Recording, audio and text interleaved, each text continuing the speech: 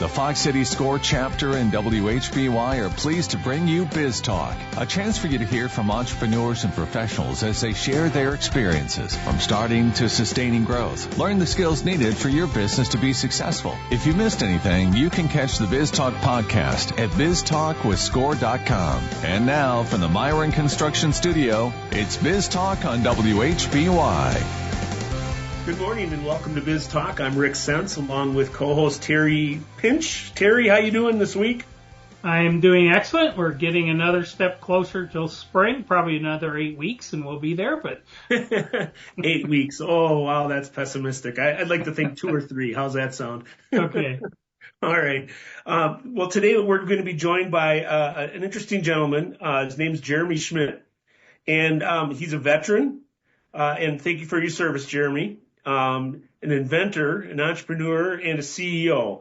One of those great stories of somebody who's really energetic, understands fulfilling needs and wanting to get out there and do things on his own and then just carry it forward and execute. So, Jeremy, welcome to the program. Thank you very much. So I have to ask you from the start, before inventing the sand slicer, and we'll come back to what that is in a little bit here, but what were you doing? Obviously a military background in your history there? Yes, so I actually was, I moved back into my parents' basement, starting next chapter kind of stuff, post-military service. So after Okinawa, came back here to central Wisconsin, and helping them out around the house was working outside one day, helping my dad do some weed removal in the lakes. There's quite a weeds problem here in the Tri-Lakes of Rome, Wisconsin. And after having a discussion with them, I ended up making a flyer, creating a small business called Rolling Rome that grew to be in about 70 customers by the end of the summer. And I'm actually going to be starting it up again this summer.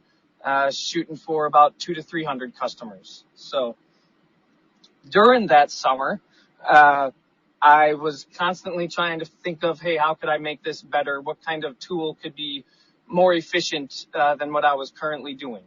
And I think it was sometime around early August, I came up with the sand slicer.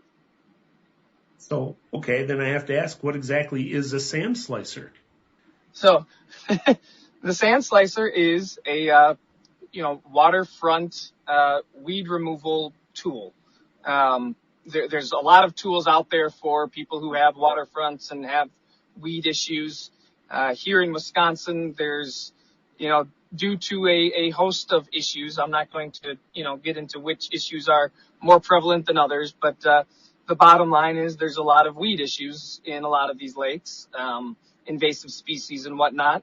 And the sand slicer, along with a tool that I use for rolling Rome called the beach roller, are the two tools that we use for the removal of the weeds. So it's a non-chemical solution, and it is incredibly efficient by, removing the weeds by the root. And that's the slogan for the sand slicer, is by the root.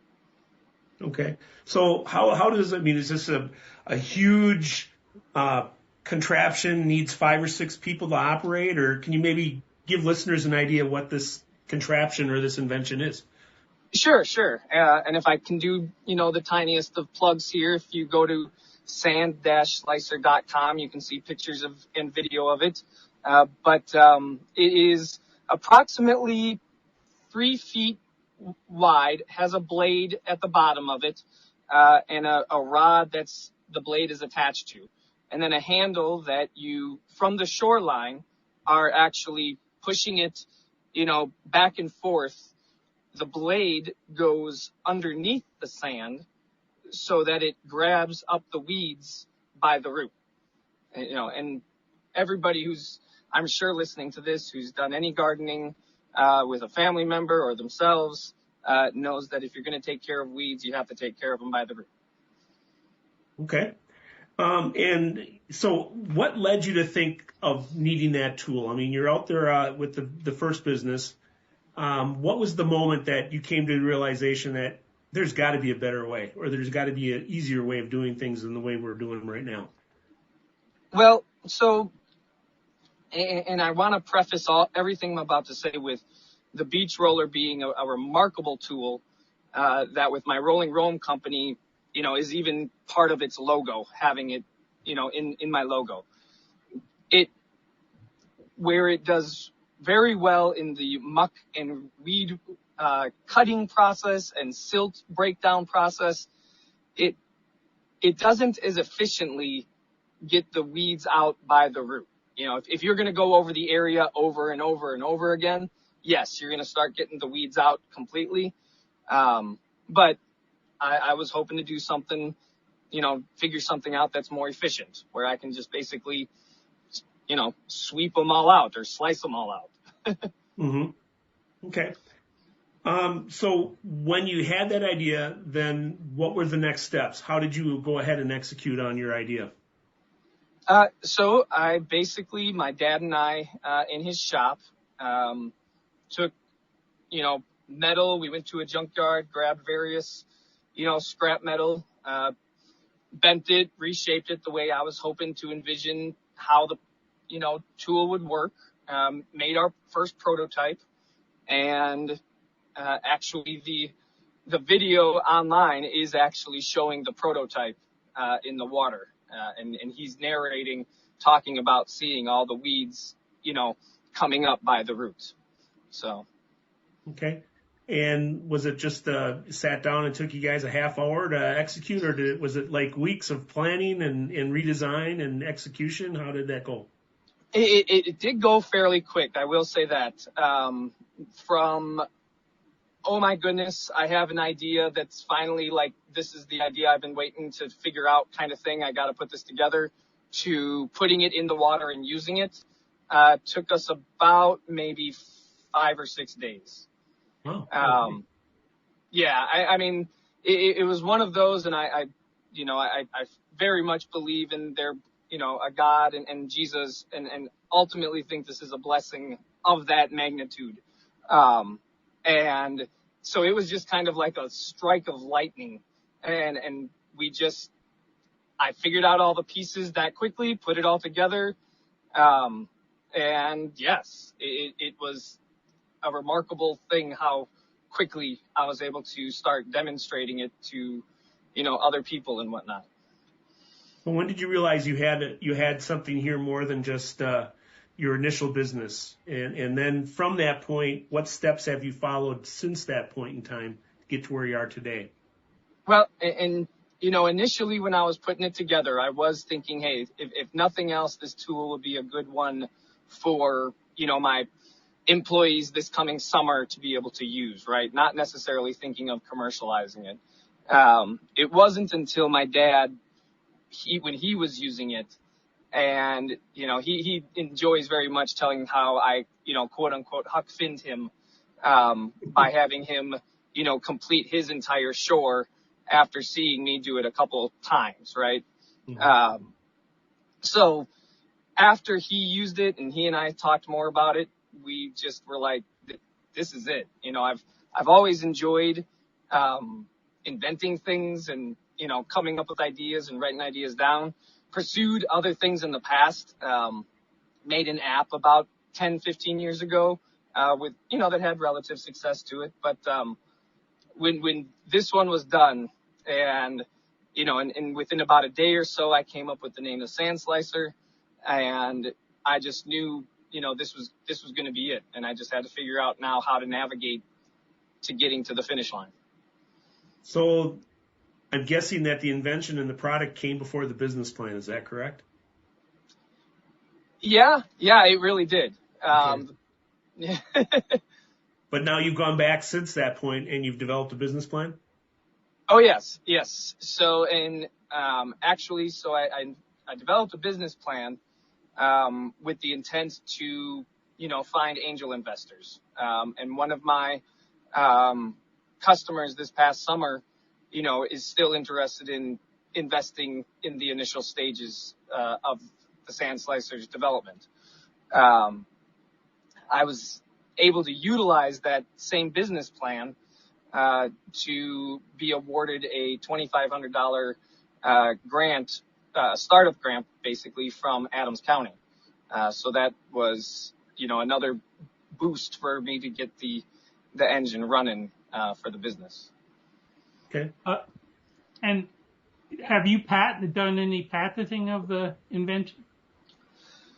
So, and again, this is my opinion based off of, just a couple people's conversations I've had. But the patent process and the ability to like fully protect a product, especially like this, that could have fairly simplistic ways to modify it this way or that so that it's not quite the sand slicer kind of situation.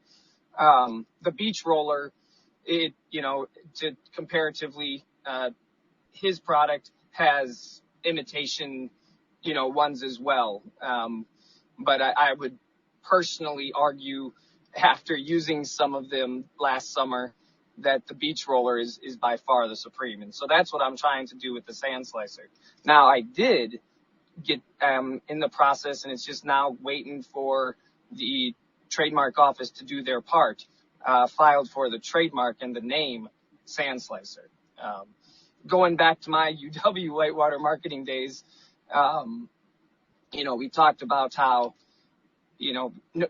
almost nobody calls what you blow your nose with facial tissue. We'll call it Kleenex, right? So same thing kind of applies here. I was wanting to make sure that the name is what,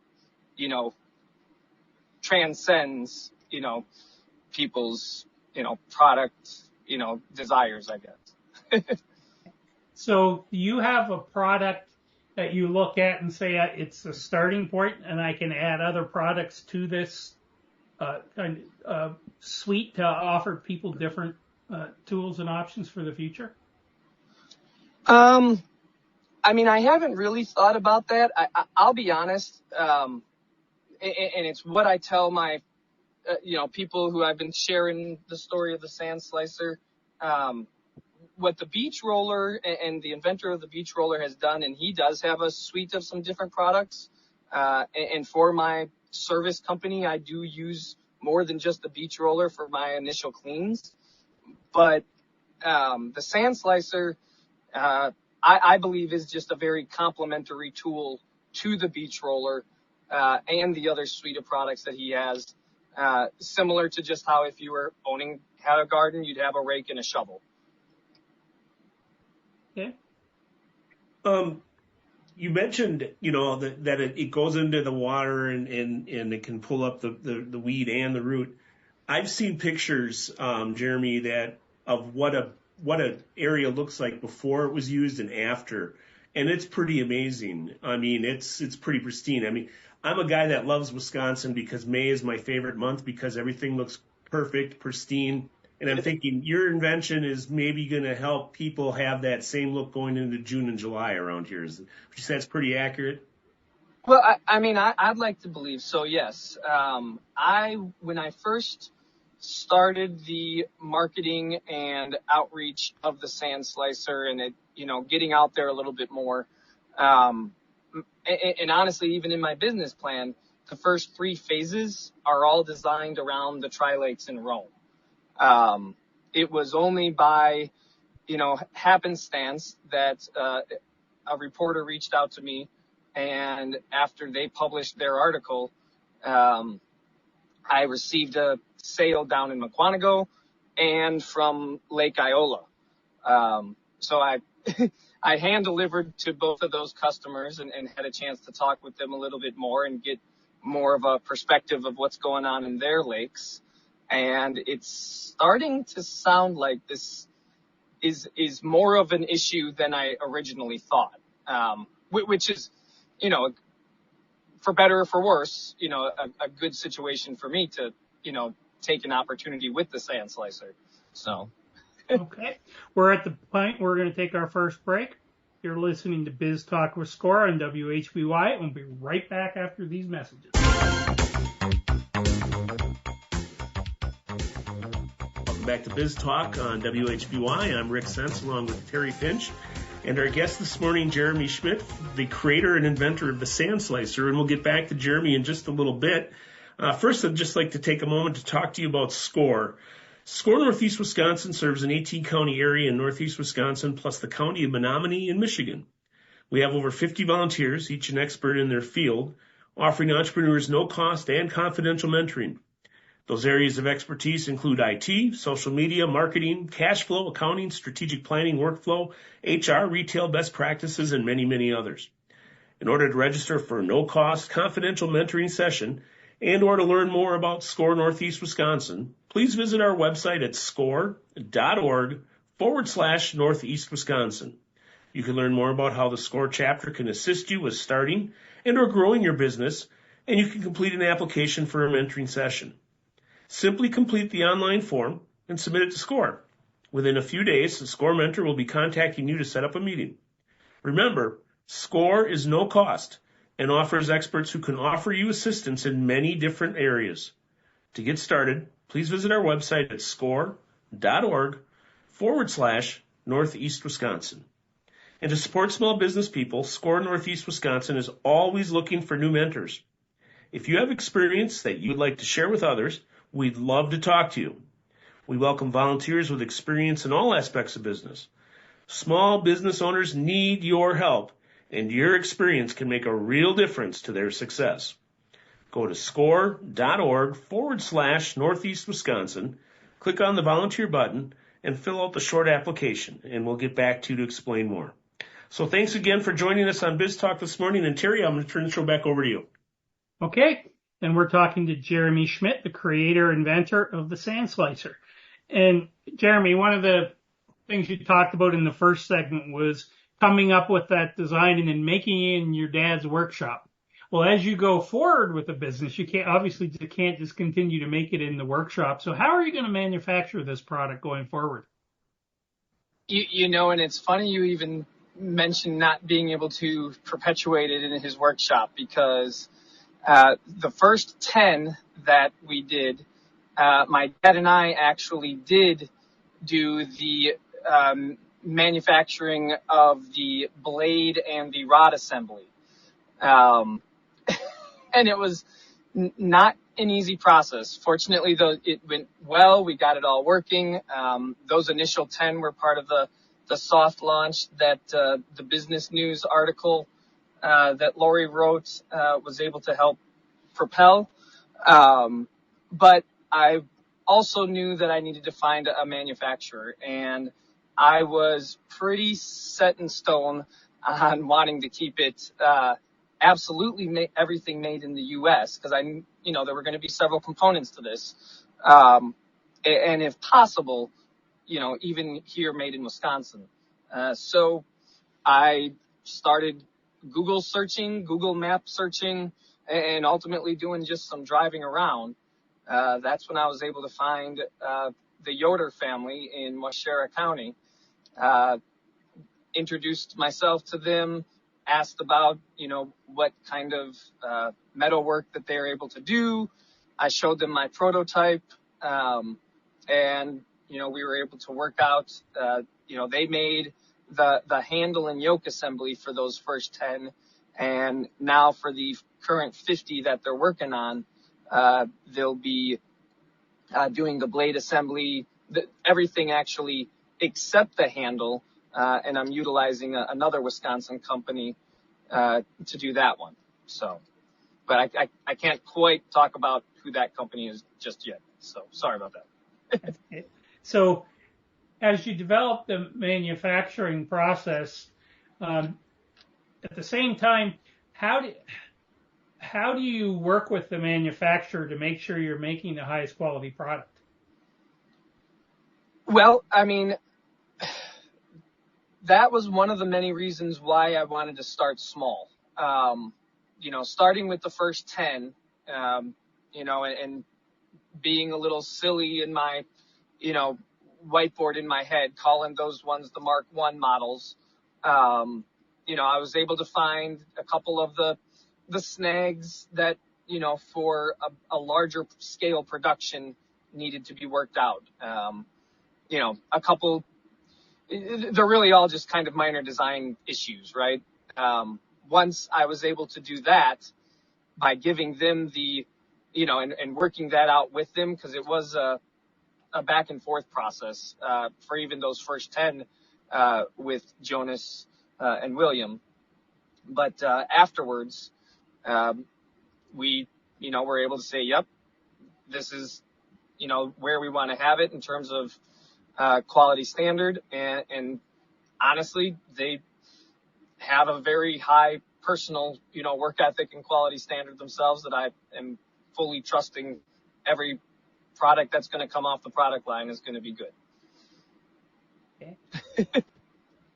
So for you, and this being your first product and first invention, how did you get over the fear or nervousness of doing this type of thing? Oh,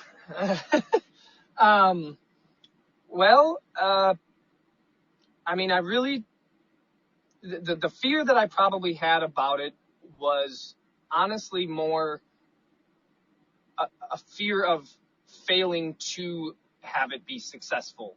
Not so much fear of failure. The product itself is truly, it does 100% what it's supposed to be able to do. I even have the handle, have it be compatible with the other extensions that Jim with Beach Roller sells. And if the time comes when I'm going to have extensions available, I don't even intend on wanting to undersell his or whatnot. They're just going to be, 2 compatible handles, because ultimately my goal with this product is to help people enjoy their summers more. I unfortunately can't have Rolling Rome's service company, be on every lake, but I can get this tool out there and other people can, enjoy, the usage of it as well. Okay. Excellent. We are at the point where we're going to take our second break. You're listening to Biz Talk with Score on WHBY, and we'll be right back. Welcome back to Biz Talk with Score. This week we're talking to Jeremy Schmidt, the creator and inventor of the Sand Slicer. Before we get back to Jeremy, I just wanted to give you a Score education update, talk a little bit more about some of the many offerings Score has. If you go to our website at score.org/Northeast Wisconsin, you'll find a tab up near the top called Workshops and Events. And this week I want to talk about a couple online courses we have versus the regular, most of our things that we offer are webinars, but these are actually standard online courses that are out there. And you can take them at your own pace, but there's a series of lessons in each one. There's 2 I wanted to mention. One is getting started with e-commerce. So many businesses want to have e-commerce and want to know how to do it, and it's a little complicated when you first look at it, but if you break it down into its components, it makes a lot more sense and it's easier to tackle. Well, this course has 8 lessons for you. You work through them at your own pace, and again, it's called Getting Started with E-commerce. The second one related to it is there's a course called Online Marketing for Small Businesses. Again, that's 4 lessons this time, but it does walk you through how you can market your business online. And it's a good way to learn the basics and start to understand where you can go with your business. So again, if you go to score.org/Northeast Wisconsin, click on the Workshops and Events tab, and then on Online Courses, you'll see these 2 courses plus several others. And I just wanted to make sure you're aware of them because it's a great resource where you can learn a lot as you move forward. So with that, Rick, I'm going to pass it back to you. Thanks, Terry. Jeremy, we spent the first 2 segments talking about the Sand Slicer as a product. I'd like to switch gears in this segment and talk about the business side of what you're doing right now and that whole enterprise side of things. What has the process been like in bringing the Sand Slicer to market so far? Well, it's been fun. It's been interesting.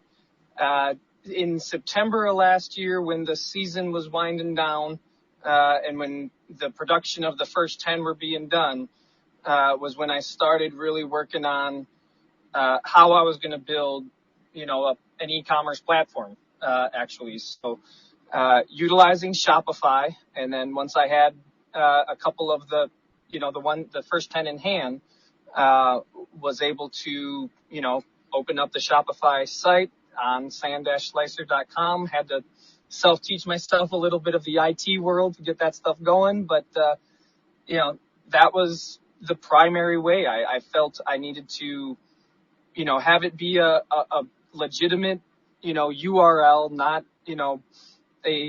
just a Facebook or, something, that was something that people would really say, hey, this is a legitimate, product, because I am selling a product here, right? Not a service that is a little easier to have those softer websites. So once I was able to do that, I started, again, posting social media, posting, telling friends and family. The business news article was really a huge success. And honestly, I've kind of prepared myself that the winter was going to be a period where I could strategize how to get more funding, to break the barriers, that I knew I was going to have coming up. Obviously don't want to talk actual dollars and cents, but, it costs a significant amount of money to produce, dozens of these things to have them ready. And that's truly in the, retail environment. It's a hard, convincing thing for the masses to want to purchase something that's going to take weeks and weeks to get. The days of the Sears catalog is been quite some time. I do remember Sears, but I was very young. So now that I've had a couple, angel investor opportunities already happen for me, that's how I've been able to get to the 50. I'm planning on putting together an application for the Central Wisconsin Economic Development Fund. So they do startup funds and other, and I wish I could speak smarter to their specific programs, but they do basically the dream of any small business entrepreneur inventor of loans for startups, for even companies that are younger than 2 years, which is like the hardest part to get funding for a company, is being, at least 2 years old. I was told that several times by several organizations. You have to be at least 2 years old. This is specifically for 0 to 2. They're offering up to $35,000 of initial startup money, and they're this is through the Economic Development Office. So it's not like I'm, saying something I shouldn't be, but it's just so phenomenal what they're offering is up to $35,000 and 0 to 3% interest on the loan. I mean, for an individual like myself who doesn't have, a daddy Warbucks or some, wealthy uncle that can just bestow me millions of dollars. I mean, that is $35,000 is actually for the Sand Slicer game changer. Mm-hmm. So I'm very eager to be working on that application and get it to them and, get that ball rolling. Because if you haven't noticed, and, today and yesterday excluded, it is starting to get a little bit warmer, and eventually these lakes are going to thaw. So people are going to start seeing their weeds again. And, I would very much like to not be constantly telling people, hey, I'm sorry, I'm sold out. I'll get it. You'll be getting it as soon as possible. Well, so. You mentioned the challenge of the youth, so to speak, of the business, being under 2 years old, and how that can be sometimes an obstacle to capitalization. I was wondering, what other things are you running into that you've discovered that you need to address, or maybe didn't anticipate, other obstacles or challenges that you're trying to overcome at this point? Well, and gee, I hope I'm not overstepping my bounds in saying this, but I am honestly the biggest part in my supply chain process is, crazy enough, finding a local nuts and bolts manufacturer. I am even going down the research process of myself buying, a 3D printer to do additive manufacturing myself and just produce them myself for the time being. That's not a long-term solution. I don't believe it is a long-term solution, but it might end up being. I don't know. But that has probably been the biggest hurdle. Everything else has just been a lot of very, and this is why I want to keep so much of this in Wisconsin, has been wonderful conversations with, folks like yourself when I meet you, or when I'm calling, these manufacturing companies that I'm finding on Google, but they don't necessarily have a website, and it ends up being a gentleman who's been in the business for 30 years and, shares his story that gives me the inspiration to say, okay, that's how I need to do this next step, so that, I was mentioning to you kind of feeling a little bit just a character in this story, and that is kind of how I feel. Like the Sand Slicer is truly such a remarkable product opportunity, something that could be beneficial to so many people that I've got to keep putting the effort in to make it out to everybody. So if you're walking through the capitalization side of things, it sounds like you're moving forward there, and you've got a plan in place to get you through the first 50 produced stand slicers. What is the next step then beyond that? I mean, you're looking to bring it to scale to the 100 mark, you said, and then 1,000, and is this something like in a 2-year window? Your business plan do you have already accounted for like 5,000, 10,000? Do you have goals there? And if so, what's your timeline looking like there? I do. And so not knowing, and I'll be able to reshape it after this full year of selling, and getting some of the business out there and the word out there of what it is. But I made my phases more, quantity of sand slicers sold versus timeline. So my first 3 phases, earlier I mentioned how I was going to be focusing just around the tri-lakes. My first 3 phases really only are to sell the first 1,000 of these. And there's 1,100 property owners, around the tri-lakes here on the water.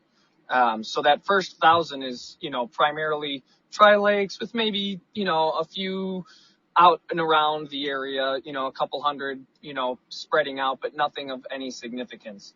It was after that phase 4 that I really wanted to start expanding more into northern Wisconsin and westward into Minnesota, utilizing obviously the profits gained from the first 3 phases to, benefit from that expansion. I'm wanting to keep my growth strategy as slow and conservative as I can make it. Like in the military, we never wanted to outstretch our logistics supply chain. And so that's what I'm most nervous about, is that the demand becomes so overwhelming that I'm finding hard time keeping up with it. It's a good problem to have. Every entrepreneur wants that. But that's also a recipe for long-term problems, right? So that's why I'm trying to, with the Yoders and with the CWED fund, I mean, that would allow me to probably produce, my next few hundred, without getting too specific on that, which is getting me close to where I believe this is going to start having a snowball momentum effect. I think once I get to that 500, and maybe even saying it conservatively, saying 500 to 1,000, I think after that period of time is when it's just going to perpetuate on top of itself. Where it peaks, honestly, I can't say yet. I do know, based off my market research, that especially some folks I've talked to now in North Carolina and even research in the UK, I do think the market size is in the tens of millions of people, of homeowners on waterfronts that have issues with this, with various weeds of, shapes and sizes. So it could be to that level someday. And it could happen soon. I mean, we do know, viral overnight crazy stories do happen. So I want to have a preparation for that too. Mm-hmm. Okay. So you're a team of one basically right now? Is that fair to say, or do you have a staff that I'm not aware of? No, team of one. Okay. I probably should even give maybe a little bit of credit to the AI software that I've utilized, because I will say this, that software for, I again, don't want to get too into the nitty gritty about it, but it's been a wonderful resource to have. It helps create a instant back and forth, that, right now I don't have a staff yet. I'm looking forward to the day when I can bring 2, 3, 4 people on board to help with the, primarily probably the distribution at that point for the sand slicer. But right now it's me with, my dad helping maybe a little bit part-time, if you will. And your business plan, have you set aside like at certain thresholds that you're looking at, hey, I need to add a staff person by this point and things like that? Have you addressed it there in your business plan at this point? Honestly, I have not done that yet. And that's a good thing. I'm going to look into doing a little bit, especially for the application that I got put together for the CWED fund, because that would be very helpful. So as you're starting to look at how you go to market, who are you thinking? Is this a direct to consumer type of sale, or are you thinking more about going through a distributor? Have you really worked through that yet, or are you kind of all of the above? Well, actually, so phase 4 and phase 5 gets into some of the distribution methods that I'm hoping to utilize. And it probably would hopefully make a lot of sense, and it kind of keeps the whole Wisconsin trend continuing, is I'm hoping to maybe put 3 or 4 on the shelves of various Quick Trips throughout the state. And, that would be the first phase of me going beyond direct to consumer. So Ace hardwares are popular in a lot of the areas where I believe, sand slicers could be sold. So that would be one, too. Phase 5, when I do get into a little bit more of my national plan, is, hopefully getting into the Lowe's and the Home Depots of the world. Okay. So here's the important question. Are you having fun? Yes. Boy, oh boy, if that hasn't come through yet, I need to do a better job. But this has truly been one of the most incredible experiences I've ever had. My dad would tell you that I have always wanted to that I've always been inventing something, always trying to come up with some type of thing like this.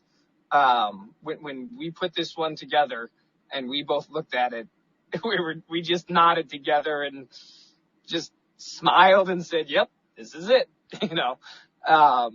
So I know I'm going to have challenges with all of it. I've been blessed with,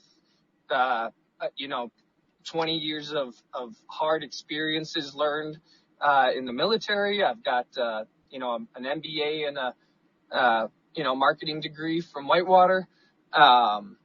And I really think that it's all of those that collection of knowledge that's gotten me to have the short-term successes so far that I've had with Sand Slicer. And I'm, praying, that with the challenges to come, that they'll continue to serve me how they have, and I'll be able to, overcome the challenges and get this thing going. Because I think it's a product that is going to really help a lot of people. Okay, great. We're at the point where we're going to take our third break. You're listening to Biz Talk with Score and WHBY. I'll be right back.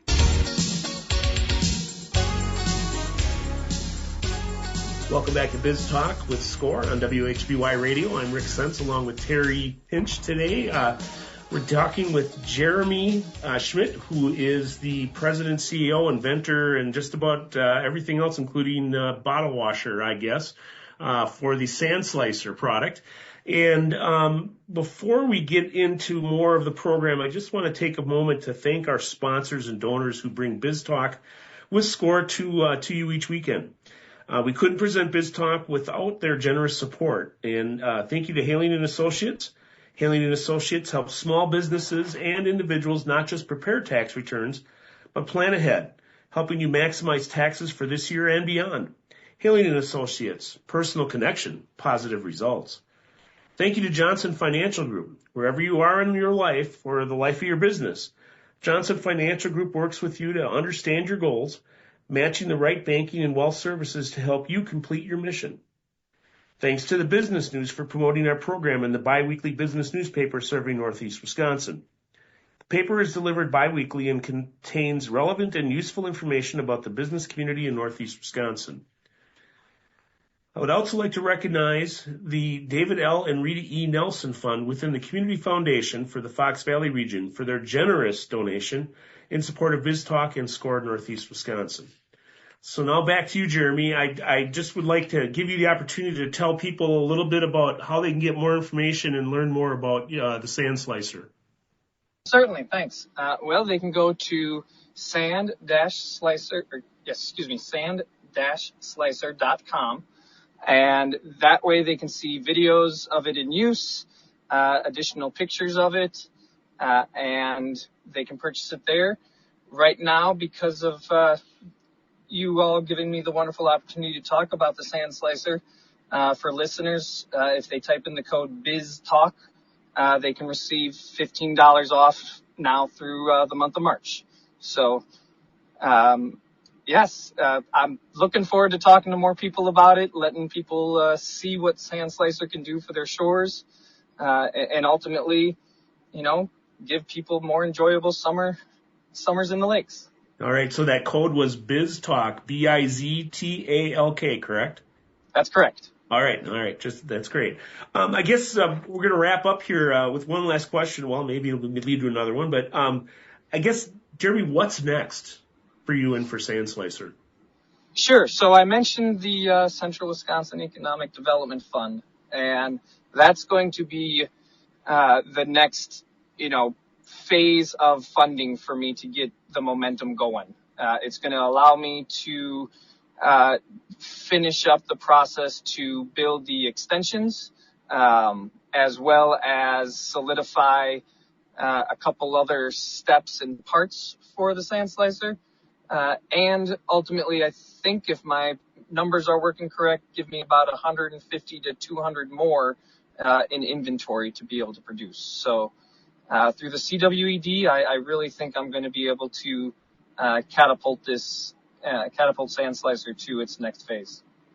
And you said you're having fun? Yes, I'm having a lot of fun. All right. And just one real quick question for you. If there was one thing that you, as far as advice you could offer someone who's got an invention, what would you do? How would you, what would you tell them?